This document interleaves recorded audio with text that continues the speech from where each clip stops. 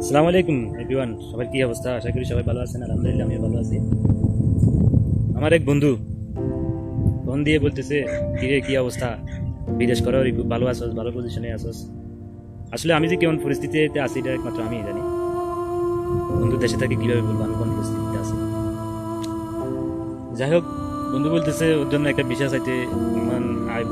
বর্তমানে ওমানের পরিস্থিতি যে অবস্থা, মানে আপনার নিজে কাম করিয়া নিজে থাকা খাওয়া পয়সাটাও জোগাড় হয় না বর্তমান মানে যে পরিস্থিতি।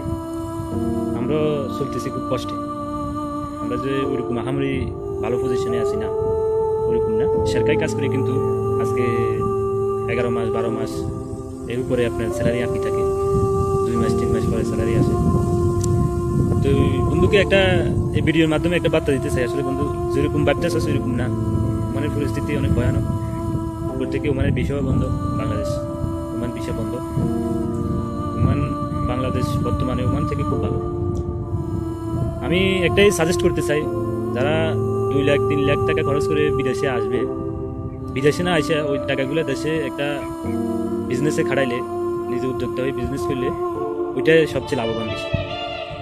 আপনি 2 লাখ টাকা 3 লাখ টাকা খরচ করে বিদেশ আসবেন, কোনো ফায়দা নাই। এই 2 লাখ টাকা 3 লাখ টাকা তুলতে 1 বছর 2 বছর সময় লাগে যায়। তখন তার ফ্যামিলিতে হাহাকার লাগি যায়। তার ফ্যামিলি চালাইতে হয় না, ওই টাকা শোধ করবো না ফ্যামিলি চালাবো, মানে একটা দ্বিধাদ্বন্দ্ব বিরাট। যাই হোক, আপনারা যারা ওমানে আসেন, ওমান প্রবাসী যারা, তাদের সাথে আলাপ করে জানিয়ে ওমানে বর্তমান প্রেক্ষাপটে ওমানের অবস্থান খুবই খারাপ। ওমানে কাজ নাই, শুধু ওমান না, ওমান, সৌদি, দুবাই সব দেশেরই একই অবস্থা। তো আপনারা যারা বিদেশ ওমানে আসার জন্য আগ্রহ প্রকাশ করতেছেন, তো আমার মতে আমি একজন ওমান প্রবাসী হিসেবে আপনাদেরকে একটাই সাজেশন দিতে চাই, আপনারা ওমানে আসিয়েন না। ওমানের অবস্থা খুবই খারাপ, কাজ নাই, বিষয় লাগাইতে পারবেন না। 2 বছরের বিষয় লাগাইবেন কিন্তু যে টাকাগুলো খরচ করিয়ে আইবেন ওই টাকাটাও দিতে পারবেন না। ওই দেশে আপনার ডেলি মারি কারি ফ্যামিলির সবাইকে নিয়ে একবেলা ভাত খেলে ওটা তো অনেক শান্তি। সো আপনারা যারা বিদেশে আইতে চাইতেছেন, দয়া করে আসিয়েন না, দেশে কিছু একটা করেন। বলেন, এটা বলতে পারেন যে আমি কেন রয়েছি, আমি খুবই খারাপ অবস্থায় আছি।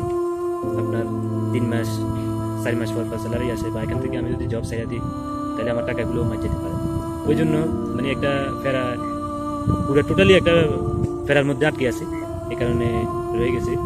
দেখি ইনশাল্লাহ টাকাগুলো উত্তর এলে পরবর্তীতে ইনশাল্লাহ এখান থেকে চাকরি ছাড়া দেওয়ার একটা প্রোগ্রাম আছে। ওমান শহর থেকে চলে যান। ওমান আসলে অবস্থা খুবই খারাপ। সবাই ভালো থাকেন, সুস্থ থাকেন। আল্লাহ হাফেজ।